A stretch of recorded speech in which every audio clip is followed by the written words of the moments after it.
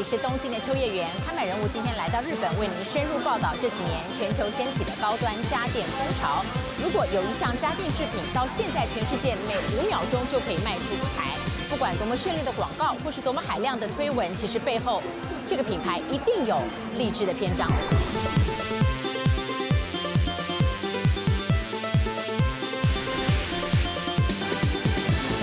This is 8 times faster than that motor, and it's under half the weight, and of course very much smaller and quieter. And it has a turbine, a bit like a jet engine.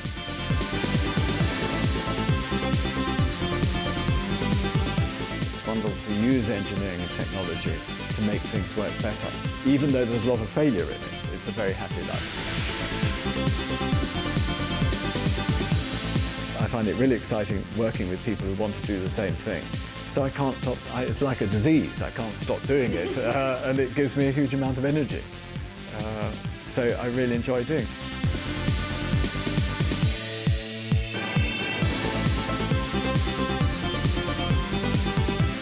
People don't want to be engineers. They want to be journalists or bankers or anything other than be an engineer, because they think that being an engineer means you're in a factory wearing a white coat and it'll be boring. So I want to change perceptions and encourage people to go into engineering.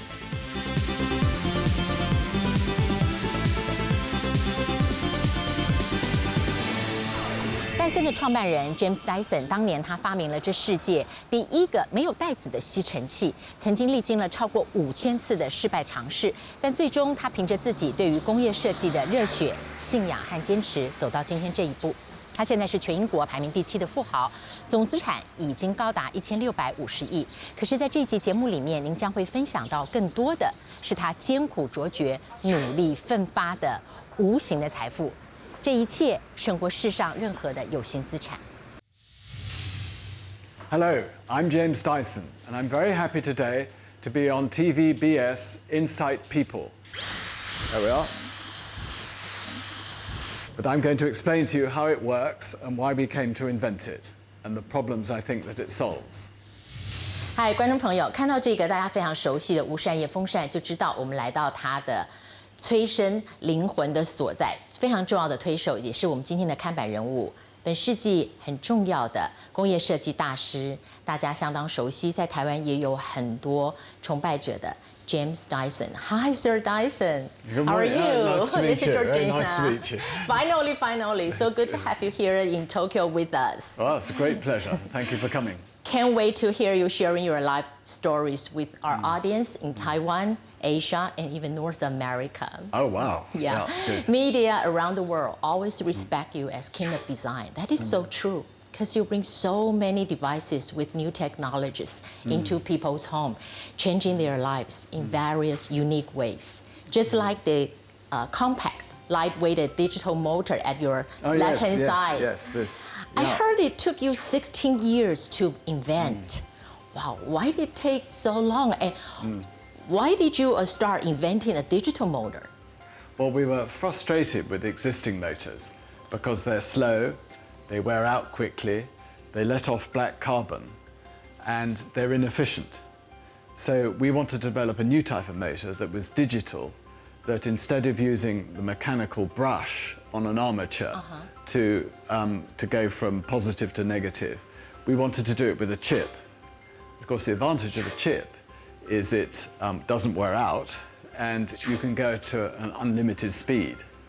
So our motors go up to 8 times faster than conventional motors, which means we can make them much smaller and much lighter and more electrically efficient and have no emissions of carbon, nasty black carbon dust. So that was the aim, but of course it's very difficult to make motors stay together if you run them very fast, and to make them reliable and last a long time. Sir, I know you and your design engineers can make the most out of this digital motor. So this time in Tokyo, Sir Dyson bring us something very anti-traditional beyond our wildest imagination. Let's see what it is. 新闻媒体忙着确认收听，全球150家媒体卡位坐定，拉长脖子等待，因为今天 James Dyson 爵士又要颠覆这个地球上所有人的认知。It's a Dyson hairdryer, and the key to the technology is a completely new type of motor.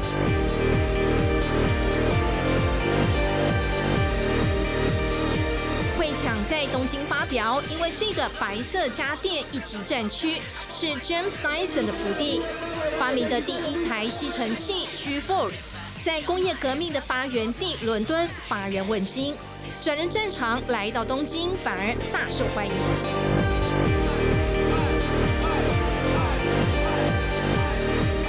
So it's taken over 4 years to develop the product because we start from scratch and we don't compromise on any of those. We don't say, okay, we'll have fast but noisy. No, we want it to be perfect. "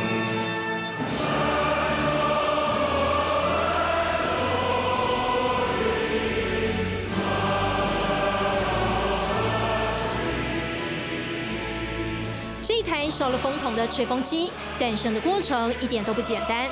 全球产品开发总监41岁的 Tom Crover 进公司13年，但有1/3的时间都专注在替这个无风筒吹风机催生。Tom Crover 提到的草图在 Dyson 是不能公开的秘密，所有员工灵感的蛛丝马迹全都得画在黄色笔记本上。在封面还有个重要的关键字 confidential， 至亲好友想看一眼，答案只有一个。Absolutely not. No. Are you sure? I'm sure. They wouldn't understand what was inside, but he's not going to have a look anyway. 每个随手写下的灵感都有可能改变10年、50年，甚至100年以后所有人类的生活。只要走进这扇门，就是走进无限可能的未来。这里是 Dyson 的研究发展部门。这一次 ，James Dyson 破例让 TVBS 踏进来，真正全球第一家，透过镜头见证，在 James Dyson 的高规格要求下，一项产品从研发到上市，得通过像少林寺18铜人的层层把关。就像这一间电磁相容测试实验室，就是跟看不见的敌人对抗。You don't want that you're using your hair dryer and somebody else, your neighbor, can see the TV, right? So. Dyson 的工程师有自信，在这里设计的任何产品领先其他科技大厂的技术，至少有10年以上。要求细微到连机器运作都得保持安静。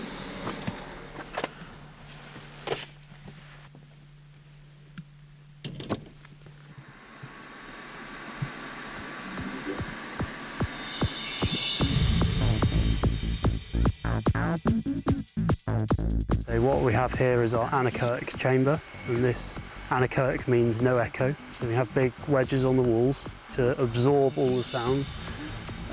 Which means we have a very quiet space where we can test our machines.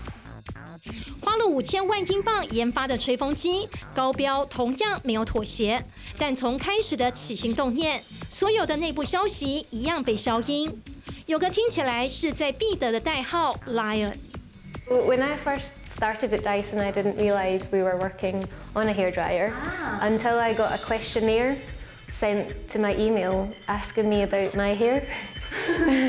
And I started asking questions, so why are you asking me about how I dry my hair? And I quickly realised that we were working on a hairdryer. 神秘的狮子在英国 Malmesbury， Dyson 总部的所在地，蓄势待发已久。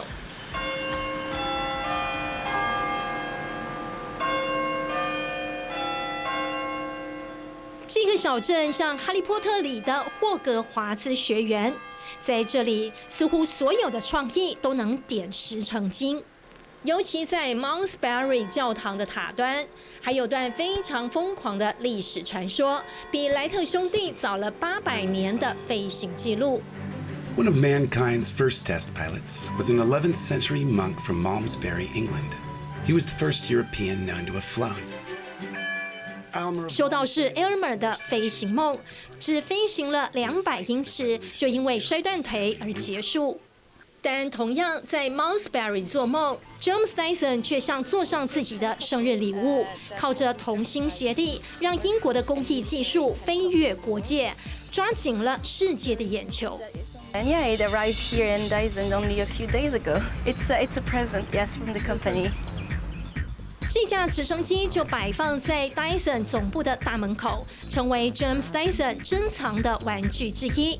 特别放在显眼的位置，就是要提醒旗下2000位工程师自由驰骋，更多天马行空的想象力，再把想象力转化成动力，让动力推着创意升空。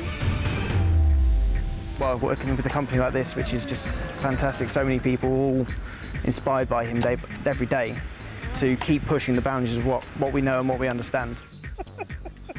James Dyson 不只愿意花时间、花金钱、花人力在工程研究上，他坚信工程设计能改变人类生活，所以一再捐款，用基金会当学生的梦想推进器。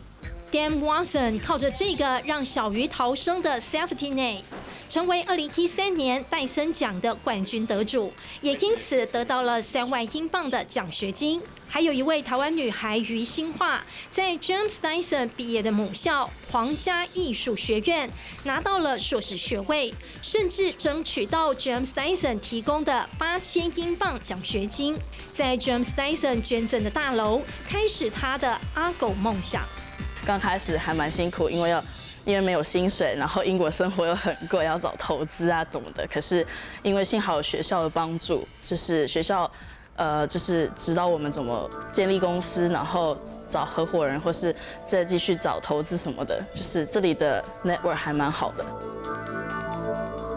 James Dyson 的成就不仅仅来自他对工程设计的执着要求，更竭尽所能，不断的设法拉后生晚辈一把。他的感染力鼓励无数的工程师，把每个 impossible 变成 impossible。Sir, this time in Tokyo, you bring us this so anti-traditional, I would say very revolutionary design. The Dyson hair dryer. To be honest, it doesn't look like a hairdryer to me at first sight, not at all. What are the engineering challenge to make such a anti-traditional hairdryer? Would you like to explain to our audience? Yes, I'd love to. No, well, this is the hairdryer. You can see it. Can you see it? Now, the most interesting thing about it is that we've redeveloped the motor. So this is a traditional hairdryer motor. Wow. You can see it's very big, it's heavy, it's actually very slow, and it's noisy. So we've redeveloped it, which took a long time, so that this is 8 times faster than that motor. And it's under half the weight, and of course very much smaller and quieter. And it has a turbine, a bit like a jet engine. Sir, so is it to turbine. say it dry our hairs 8 times faster than the traditional hair dryer? Not quite, but there is an importance to the speed, which I'll explain, which is that it's a pressure motor rather than a crude flow motor. Okay. And that's very important when you come to drying your hair, because if you put a nozzle onto a hairdryer, you restrict the airflow. That's right. And if you put it close to your hair, you restrict the airflow even more. And what that does with the traditional hairdryer is the temperature shoots right up because the air is restricted. And so you damage your hair very easily and sometimes even burn it. Whereas with ours, with a pressure motor, we can keep the airflow going. So even if we put it close, the temperature doesn't rise. Wow. In addition to that, we have a glass bead thermistor in here, which 30 times a second is monitoring the temperature of the outgoing air and adjusting it with our brain, our circuit board and chip in here. So the motor is the secret to it all. And because we've made it so small, we can put it in the handle here. There we are. This is getting a bit confusing, but you can see it there in the handle. Let me hold for my audience. It's right here. Yes. So you're actually holding the motor. It's tiny. And being in this tube, we can use this as a silencer tube. to make the motor very quiet. And then all we have to put in here is the heater and the electronics. And that's why we have a hole through the middle. You see, you can... That's right. Well, this reminds me the bladeless fan. That's how you come up with the ideas? Yes, well, we're using that technology as well. So this provides some of the airflow, and then we draw extra airflow in through the back. So we multiply the airflow of the little motor itself. Well, the whole dryer is very light-weighted. Well, exactly, exactly. Not only is it light-weighted, but it's well balanced. So normally you have this big heavy motor here. So you've got this top heavy weight. That's right. Whereas we've got well, this weighs very little anyway, but we've got that in there. So there's no weight up there. So you don't get this dumbbell effect. So it's easy to hold, and it's lighter. And you're spending 20 minutes like this, holding this thing up here. So it's very important that it's very light and not top heavy. So focusing on this very small digital motor, what is the most challenging part to make it small but power dense? Well, it is a big challenge.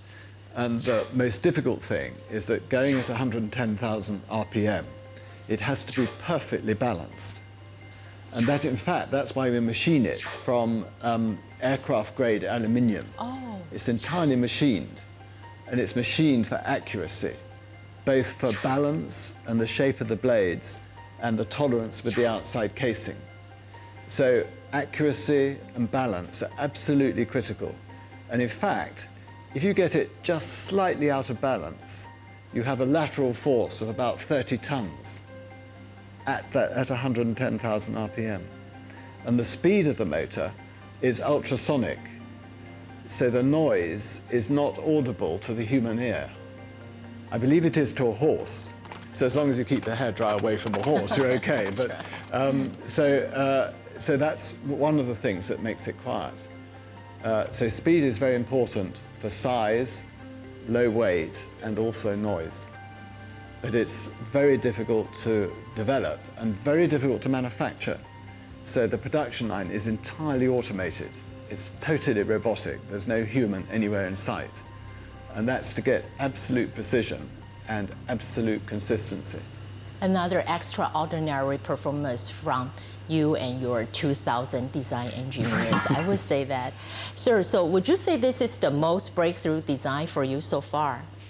Oh, I hope that we try to break through every time we do a product.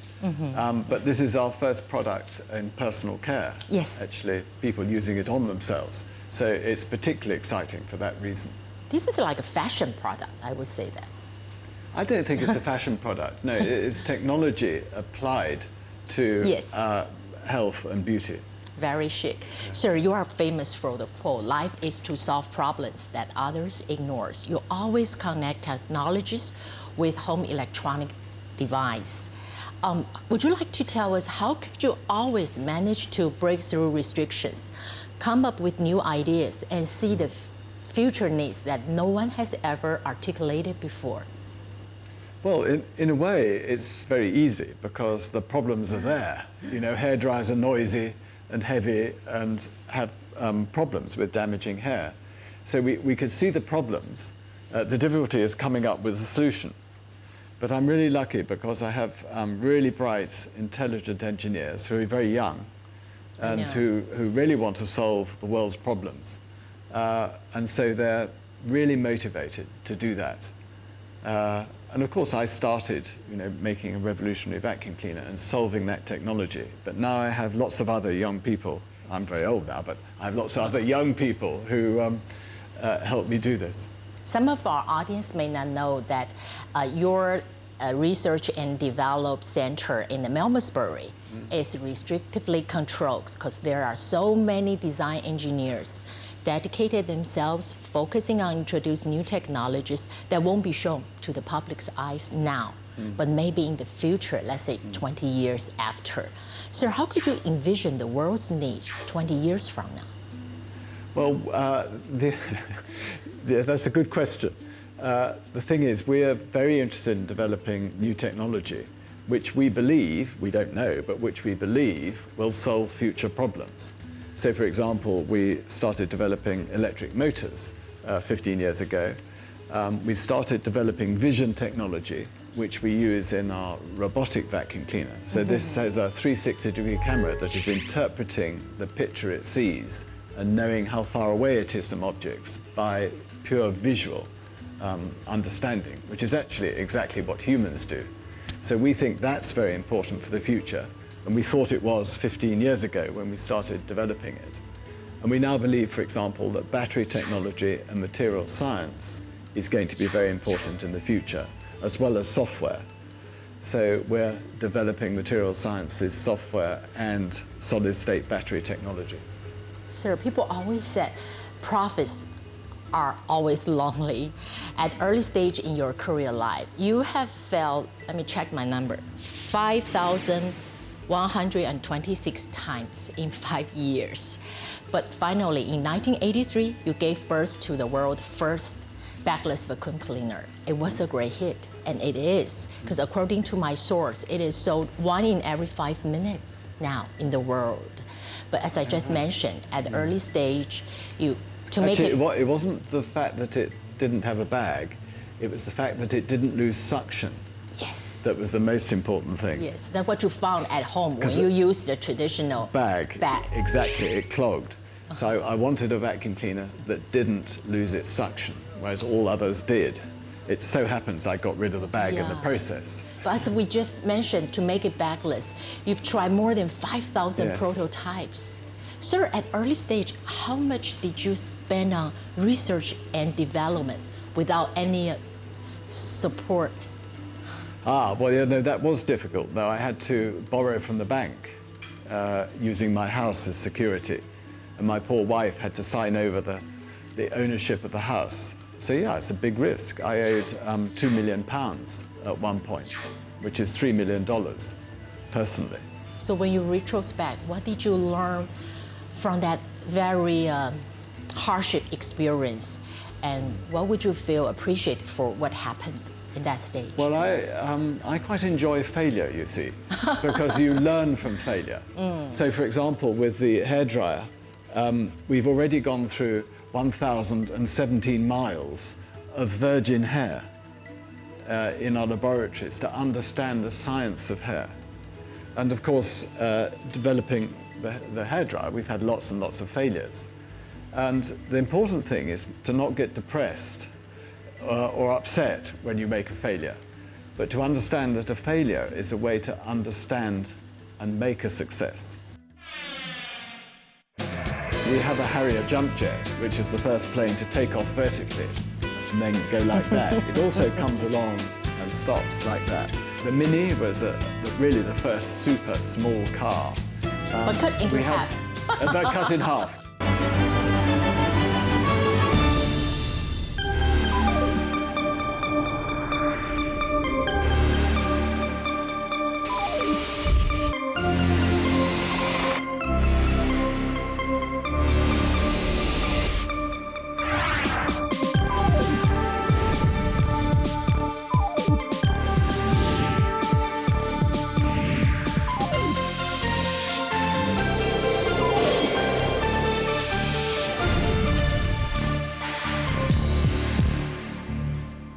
I'm curious, if you could just take the time machine going back to 50 years ago and see your younger self at the age of 19. Can you take me back there? I'd love to do that. I wish I could.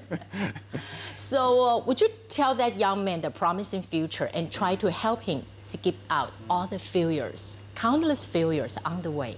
Why? Well, the thing is that everybody thinks that you get instant success. You never do, of course. Well, unless you win the lottery. But the important thing is to go on trying, because of course you fail the first time and the second time and even the 5,000th time you fail, because it's difficult. If it was easy, someone would have done it before. So the important thing is to go on trying.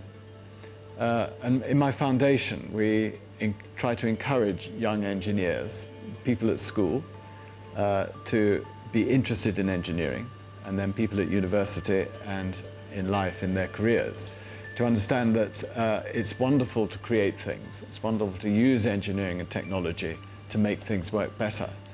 and it's a very, very happy life. Even though there's a lot of failure in it, it's a very happy life. 很多人会问，这个英国品牌的吸尘器到底在红什么？一台动辄数万元的机器，真有这么好用吗？为了了解市场近来吹起的高端家电风潮，我们来到距离伦敦2小时车程的 Dyson 总部。做家电的门口就放了一架可以垂直升降的英军轰炸机，还有这个破了一半可以看清楚内部构造的 Mini Cooper， 这些都是英国工艺的经典，工程师神往的设计杰作。 This is one of the first prototypes that was ever made for the dual cyclone vacuum cleaner, initially prototyping with cardboard, which is what you can see here. 受不了传统吸尘器经常塞住吸不动 ，Dyson 创办人 James Dyson 花了5年，失败了5126次，倾家荡产才研发出史上第一台不使用集尘袋的吸尘器。那是1984年，他找遍欧美家电大厂推销，却没有人要买他的专利，因为当时的集尘袋市场1年高达5亿美元，谁会想把最赚钱的设计给改掉呢？但他不死心，最后是日本人给他机会。1986年，粉红色的 G-Force 上市，一台要价6万台币，成为日本泡沫经济上流社会的象征。这也让 Dyson 慢慢存到钱，成立公司。1993年反攻家乡市场，10年后才站稳英国第一大品牌。 3 words that describe James, I guess, are relentless and frustrated and never satisfied. So as soon as we've done a new product, we're on to the next one and trying to make that product better. So we're very critical of what we've done. 究竟有多吹毛求疵？测试研发机器全部要重摔撞击个上万次，来模拟消费者所有可能的使用情况。他们相信设计不该只顾外表，还要包含产品性能。所以 Dyson 不区分工程和设计部门，旗下2000名工程师职衔通通叫做设计工程师。品牌年获利180亿台币，1/3全部投入研发。 They're not worried about you failing. So if you have a good idea and it doesn't work out, you just learn from that and move on. It's quite a good environment to like thrive and try and like become the best engineer you can be. I'm 23. 24. 追求创新，团队就必须年轻。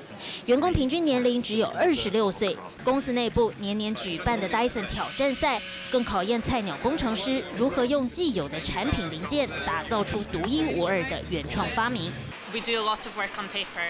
It's not so much computer based. We get sketches and ideas out and concept generation. So the books are really important, and they're quite like a symbol of RDD. 每位新进工程师都会领到这一本被列为品牌最高机密的素描簿，要大家把发想过程记录下来，未来回顾也许就是明星商品的催生轨迹。I'm going to introduce you today to a robot vacuum cleaner that navigates in a totally different way with a 360-degree camera. 吸尘器龙头为何到现在才推扫地机器人？其实1998年 Dyson 就投入机器人研发，2001年曾经发表 DC06 旗下第一款机器人吸尘器，却因为机身太重、造价太高，始终没有上市。然而，等待是为了更新的技术。现在有了1秒可以拍30张画面的视觉感应器，还有比 F1 赛车快5倍的数位马达。这个用手机就能操控的机器人 ，Dyson 磨了16年才决定出手。Japan was where my products were first launched, so it's very emotional for me to be able to launch our first robot here. 而为了培养研发领域最缺乏、懂工程又会设计的人才，他直接捐了1.2亿英镑，在帝国理工成立全新的设计工程学系，第一批新生今年秋季开始上课。 I look at things and wonder if they could be made better and start thinking about how they are made. I mean, that's what interests me. 从做家电到办教育，这位英国媒体口中的设计之王，不知还要带给市场什么新的惊奇。Sir, I heard each freshman that is hired and comes into Dyson would be given a very special mission. That is to disassemble a vacuum cleaner and put it back all together. What is the purpose of this exercise? Well, everybody does that, not just engineers. Anyone, even a director who comes, a non-executive director, has to do it.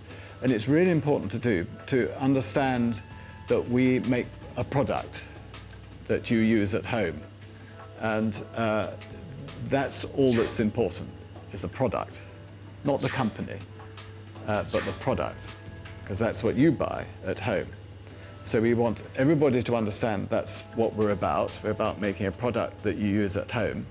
You have to assemble it and take it home and use it. And so you've made and understood the product that the company makes, and you're using it at home. And you made the one that you're using at home.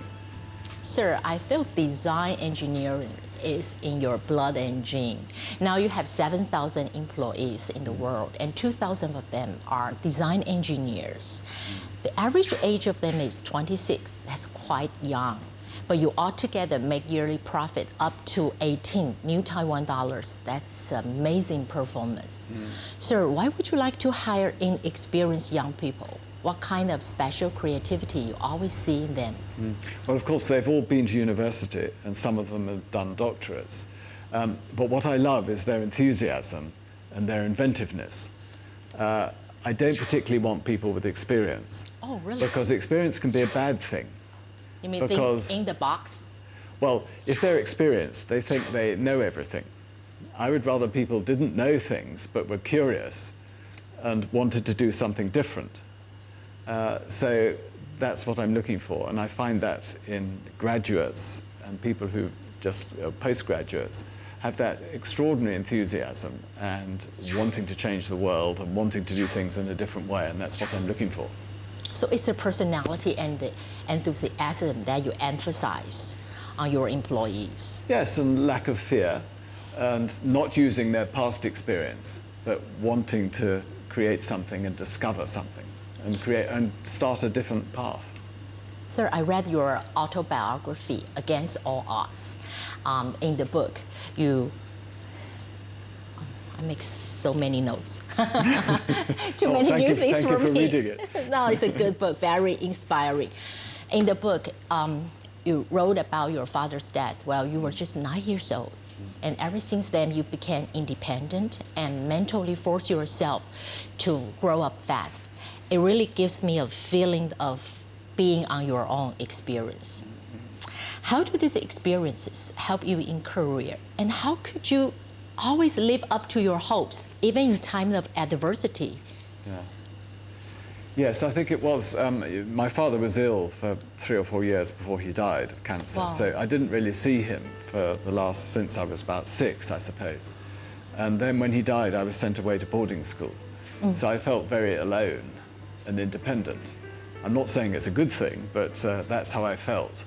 So it's never worried me to be different and to do different things and to take a different course to other people and to even be slightly obtuse. So maybe it helped me with that. But it, it's not an enjoyable experience to lose a father, but maybe it's helped me a bit. And it is a fact, actually, that a lot of successful people have lost a parent when they were young. 80% of British prime ministers lost their father before the age of 10. So maybe that says something. One sentence I like most, I mark it. James Dyson, Sir Dyson, tell us, you can always dream something bigger than you. In the book. Well, sir, you started your career from working in your garage, in your backyard. That's very legendary. I wonder, throughout all your career life, what is the most frustrating experience you ever had? And what did you learn from the experience? Well, of course, there have been lots of frustrating experiences, but one that's probably most interesting is that when I developed the technology for the vacuum cleaner in 1983, I had no money at all. I was hugely in debt. And I thought the solution was to go and license electronics manufacturers. So I went round them, and they were very interested. They wanted to have a look at it, but no one would license it. And I suppose you might think, well, that means it's not very commercial. But actually, each time I went to one and they said no, well, eventually they said no, I got more and more encouraged because it Being rejected? Yes, because they were rejecting me without a reason. So what I realized was that they didn't want new technology. So there was my opportunity. If I made it myself, instead of trying to license them, if I made it myself, I would have an advantage because they're not interested in new technology. They're not interested in designing better technology and taking risks and bringing out a new product that benefits the customer. They're just interested in having an easy life and not making any changes. And of course, selling paper bags. They loved selling paper bags. So the rejection and the failure actually encouraged me. Well, sir, your life is full of machines. I know in the headquarters you have jet fighters, sea trunk that you made while you were studying in London, and even cut in half Mini Cooper. That's crazy. That's one of your birthday gifts last year, I knew. How would you describe your obsession with machines to us? Well, it's very easy to understand, really. I'm just fascinated by how things work, and I'm really fascinated by new technology and new designs and engineering that create a revolution and make a difference. So we have a Harrier jump jet, which is the first plane to take off vertically and then go like that. It also comes along and stops like that. And it's a very clever British invention. The Mini was really the first super small car with a transverse engine. So that was a really important invention. But cut into half. But cut in half, cut in half. That wasn't my idea, but Okay. I'm very pleased they did it because it was a surprise present. Okay. So that was, and we also have the world's first jet engine, which was designed by an Englishman called Whittle. And we have one of the very first that he ever made. And it's certainly the oldest running jet engine. And it always starts first time. And we take it out and start it in the car park at work sometimes. So that's of course changed the world because it was an engine that only had one moving part. And previously all aircraft engine had hundreds of thousands of moving parts. So totally brilliant invention. So I want these inventions around me because I find them inspirational and also everybody at Dyson finds them inspirational. That must be very exciting to see all these models in your headquarters in person. Sir, now we have James Dyson Award. It's an international competition, and Taiwan has just entered last year. Have you yourself feel very impressed by some of the designs, and what are your evaluation standards and comments? Well, what we're looking for, it's unusual in the design competition because we're looking for someone who's solved a problem. Often design competitions are just about how something looks, but we're interested in someone solving a problem they're seeing around you. It could be a health problem, it could be a safety problem, whatever it is. So we're encouraging students to do that. So that's the big difference with ours. Yes. And you know, sometimes people go on and manufacture these things that they've discovered. And it's just fascinating to see the creativity and imagination that young people have. Again, that echoes what we just said. Can we dream something bigger than we are? Because while you start your business, I mean, your design, bagless design, people always told you, hey, if Hoover ever think of it, why Hoover didn't do it? Why it would be you, right? Mm-hmm. So students, they think they could solve the existing problems. Really, they need to take their passion and believe. Yes, and they do. They're incredibly passionate. And you know, that's why I enjoy employing young people so much, because they want to change the world. They think they can. They have that confidence and lack of fear. And so it's great through the foundation and this competition to be able to encourage that all over the world. Yes. Sir, Dyson has anti-traditional design logic. Your design engineers are so good at putting mature, popular home electronic appliance under transformation, from bagless vacuum cleaner, bladeless fan, to this revolutionary hair dryers. Why would you like to challenge those home electronic appliances that people are so used to using? Well, because they have problems, you know, so we see the problems and we want to solve them. And you know, we at Dyson are just driven to solving those various problems and continuing to reinvent ourselves even within that product. So that we won't stop here.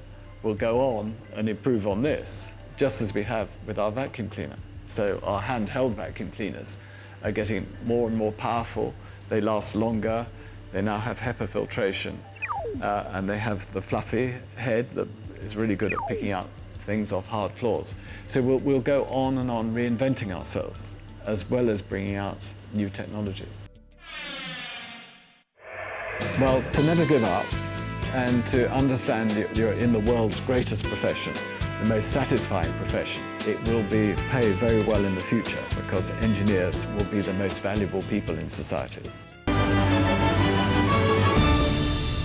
Sir, it's so very happy to see you in person today. You look so full of energy. Now you're at the age of 69, but still you bring... No, that's another 4 days' time. 68. Oh, really?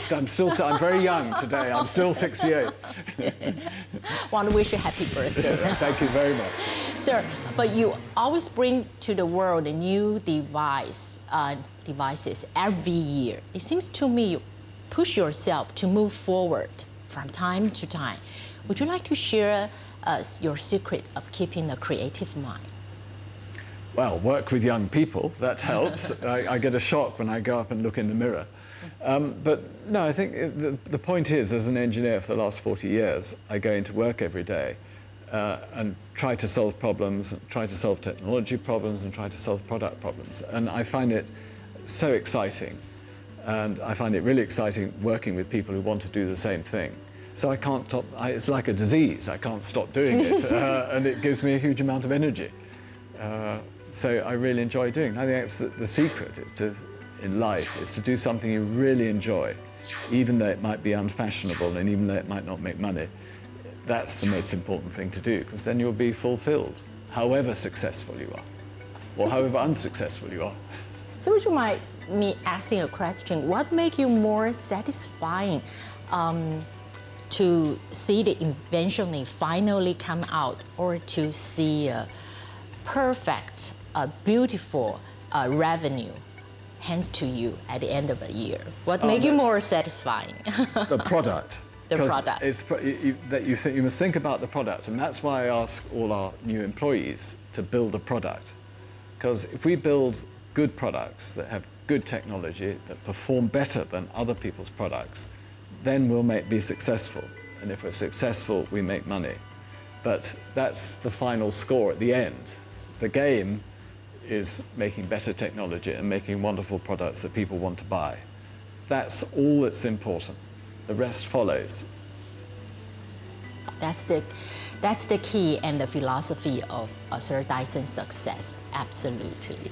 Sir, you always encourage young talents. I know you donate a huge amount of money, more than £10 million to establish the School of Design Engineering at Imperial College London. Also, I know you provide all kinds of scholarships every year, again, to encourage young talents in the design engineering sector. I would like to know, what are the ultimate goals and intentions for your generous offering? Well, the thing is that nowadays people don't want to be engineers. They want to be journalists or bankers or anything other than be an engineer, because they think that being an engineer means you're in a factory wearing a white coat and it'll be boring. So I want to change perceptions and encourage people to go into engineering. And that's really important now because technology is moving so fast, and software, or tech as they call it, is that's just tech on its own, as you get in Google. But tech in technology, in products, is much more interesting because software enables products to do something they could never do before. So I just want to encourage young people and show what an exciting career you can have making new products and products that do things that have never been done before. So that's the aim of my foundation. Do you see this is the, especially in UK, that young people bear the mind that technology is not as cool as other industries, or it's an international phenomenon? It's an international phenomenon. I think it's true in almost every country, and particularly amongst young people.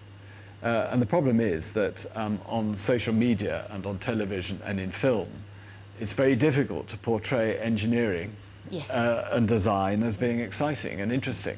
So naturally, people want to be like a film star like a television interviewer or like a journalist or like a banker who makes lots of money. Something that seems not very fundamental. Well, I wouldn't say that because you do a very good job and perform a wonderful function. But it is important also that we have people who will go into industry and create wealth. This is all about wealth creation for the country and to raise the standards of living. And if a country stops making things that it can export to the world, the country will become poor. So it's a really important part of society that we improve products and develop new technology. Sir, maybe that explains why maybe you also answered my next question. I'm reading your book and all the reference about you. I wonder why Sir Dyson would rather entitle himself as chief engineer rather than CEO in Dyson. Well, because the problem is that being a businessman is a bit of a dirty word in England, and I think in some countries it is. And anyway, I'm not a businessman, I'm a designer and an engineer. And there's no reason why a designer and an engineer can't run a business. But if I call myself a CEO, I get targeted with a rather boring person running a manufacturing business. Whereas actually, I'm someone who's creating products. So I want the world to see that a creative person can run a commercial organization, can run a manufacturing company, but not be called a CEO.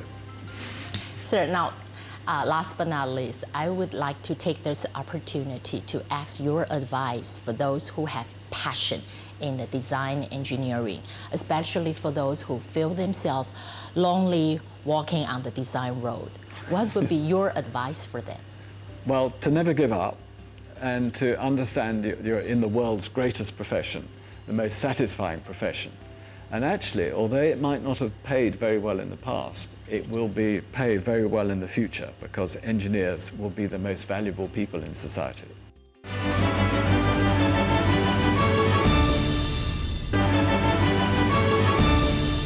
Sir, thank you. Thank you so much for sharing your precious time, this time in Tokyo, and your fruitful life stories with our audience.